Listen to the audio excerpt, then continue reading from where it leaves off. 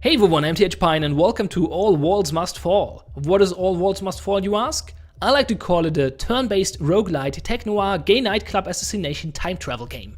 It entered Steam Early Access a few days ago and this is what it looks like. So this game is set in 2089 in Berlin and the Cold War never ended, so the wall never fall, and well, here we are. Something terrible will happen in 10 hours, we know, because someone from the future traveled back in time and now gives us orders to infiltrate gay nightclubs and kill people. Sounds weird? It definitely is. It's very strange, I'm not sure what's going on, but it's kind of interesting. So you're playing this dude, or we're playing this dude, and as I said, we infiltrate gay nightclubs and kill people. He seems to have a cyber arm or something. It's a little weird. You might notice that some animations are missing here. That's because the game is still in early access and not all animations are in place. This is not supposed to be the case. And yeah, the first thing we're going to do is talk to this bouncer. There's a conversation system in this game, and it has different bars, like 6 bars: scared, flirty, respectful, angry, disgusted, and critical. And you can finish the conversation either by filling up one of those 6 bars, and the conversation will either be a success or a failure. In the case of failure, they usually attack you. So you look like trouble. You look like you'd like some trouble. Let's go with that. Why not? That he actually liked that, so that gave us flirty points. Just shut up. Good thing I'm here to dance, not talk. Yeah, that sounds good. Let's do that. Let's try to flirt with him. That sounds like a good strategy. You need to move along now. I'll be right out of your hair. Why not? There we go, anti-log success flirty. You seem like fun, go on in. Okay, cool, so we avoided some combat here. So that's good. There's a drone. Drones are dangerous, so we want to disable that, but I don't think... Oh yeah, we can hack that, okay, good. Never mind, I thought that's a drone, that's not actually a drone. I think it's a security camera. Okay, there's another guy, entry is 10 credits. Okay, I could say I'm a stasis agent, which, whatever, that's, yeah. That seems to be like a secret organization or something. Probably, maybe, I don't know what this is referring to. Maybe the Stasi, I don't know. If only it were always that easy, I'm sure you hear that a lot. Yeah, let's go with that, why not? All right, can turn off that scanner for you. Oh, it's a scanner, not a security camera. I lost that arm fighting for you, son. Now he's scared. How is that? I don't know, serving just a day, a year at a time until all that's left is what you see. Oh, he didn't like that, and that means he's not turning off the scanner, which means if I walk into here, I probably get into combat. Yep.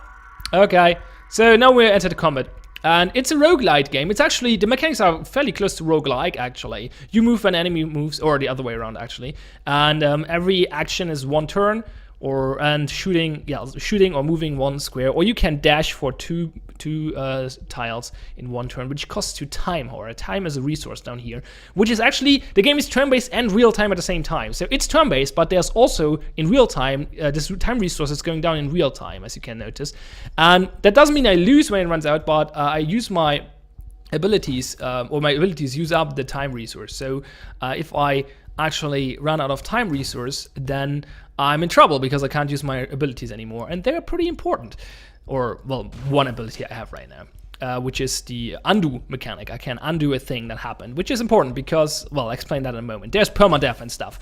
So I just shot those dudes, and every time you win an encounter, it rewinds and replays it. That was fairly easy because he did not hit me. He aimed terribly. That can happen. Now I've reloaded my gun, and, well, we continue going in. As you can see, this is definitely a gay nightclub, and we're supposed to find Dragan Müller, I guess. It's a German name, more or less. Well, Dragan is not really, but that's how you would pronounce that that name in German. So we can force open doors or hack them. If we hack them, that takes time. If you force them open, it makes noise and makes people angry. So you can either do a tap shot or an aimed shot. The tap shot will stun them, but deal less damage, while the aimed shot will deal more damage but not stun them. Okay, now I'm getting a warning, because if I do this action, like you have to select an action by left or right clicking, and then confirming it with the space. If I would confirm this action, I would take damage because there's a shot mid-air aimed at me. So what I will do instead is I cancel that, move over there into cover, and then continue shooting at him. Oh, I actually lost line of sight. Well, that sucks. So I guess we move over here and try again. Bam. And another shot should be good. There we go. Okay, so that was fairly easy. I mentioned permadeath, didn't I? So you can see I have 3 health bars down there, or health points. And those are, like, if I take damage, that's permanent. And not only permanent for this mission, permanent for the whole game. Because, as I said, this is a roguelite. You're supposed to fail at some point. The good thing is, you can undo whatever happened to you, so even taking damage, by using the undo ability, as long as you're not running out of your time resource. Which is a weird way of doing things. Like, basically, you're unkillables as long as you're not running out of time resource. And every time you encounter a new room, you will get more time resource. No line of sight. That sucks. I mean, we can shoot him. I really want to go at the other dude. Oh, he's actually shooting me as well. So I guess we step back, actually. And one of the more broken mechanics in the game is that the game actually warns you when you get hit. But it would be also very annoying if you would not get a warning. So I'm a little conflicted about that mechanic, actually. It seems like he's not a good shot because he's not actually hitting me. Now I'm out of ammo, which is not great. Let's move over there. Reload. No, not a good idea. That would get me killed. Or, well, I would take damage if I would reload in that position. So reload here, that takes 2 turns, and then shoot this guy down, and then we will leave.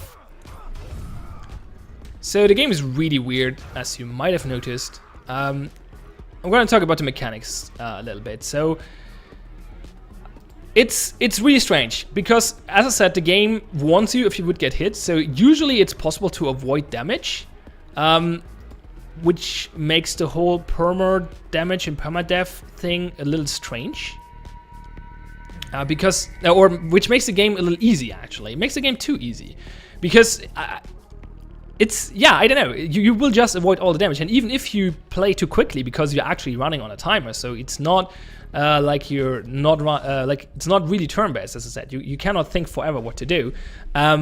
You still have the undo ability to just reverse whatever you did if you did something wrong. So there's that as well. And as long as you're only encountering one enemy at a time, you have really easy time taking them off. This is the first mission, however, so this is definitely a little easier than the later missions. But still, I didn't have a hard time in later missions either. So that's a little strange.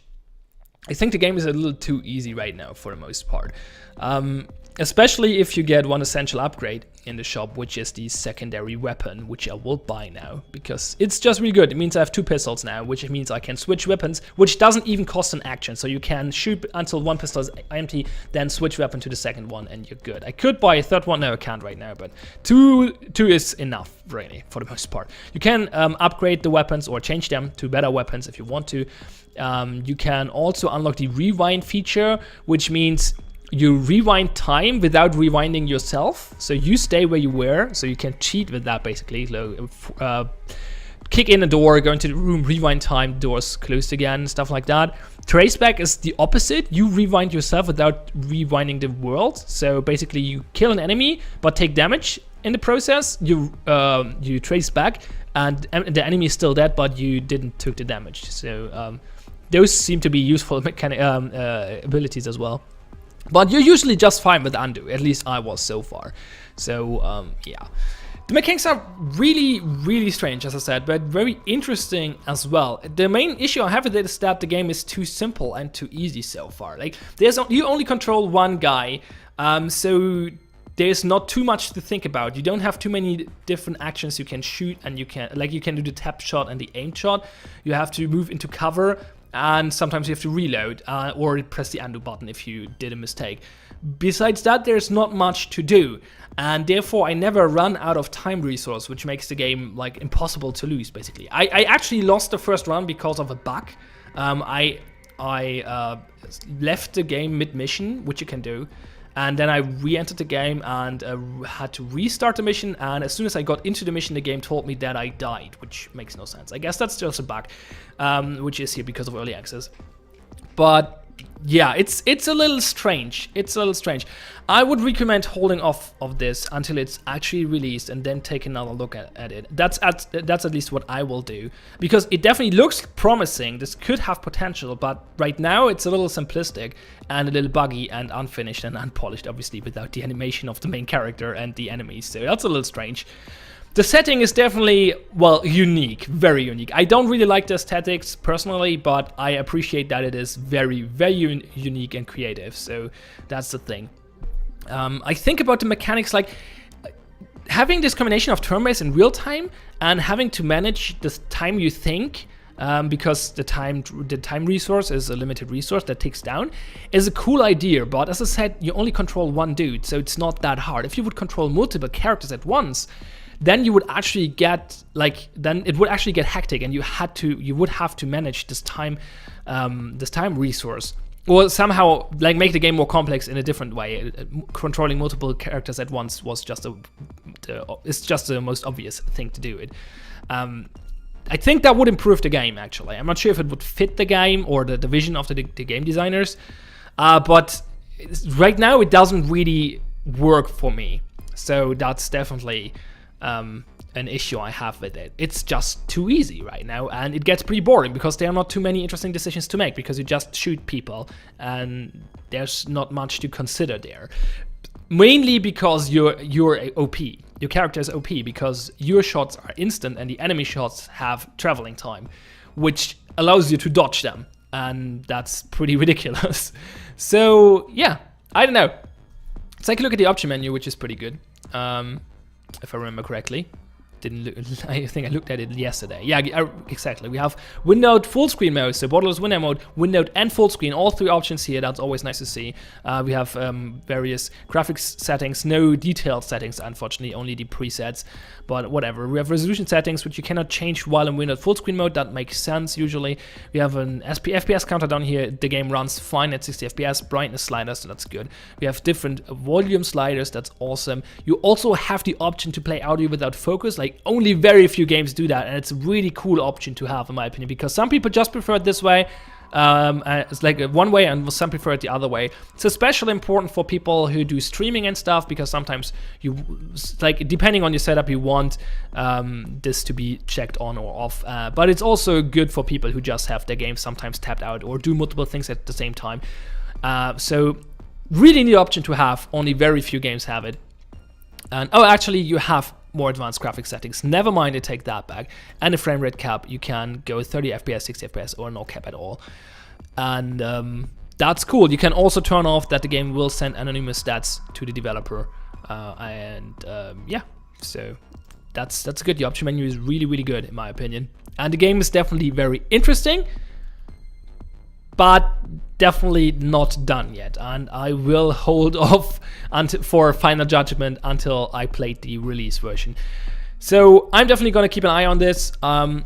If you're interested in this, I recommend doing the same. I will put the link in the description below. It's called All Walls Must Fall, and I'm TH Pion. Thanks all for watching. Have fun and see you next time.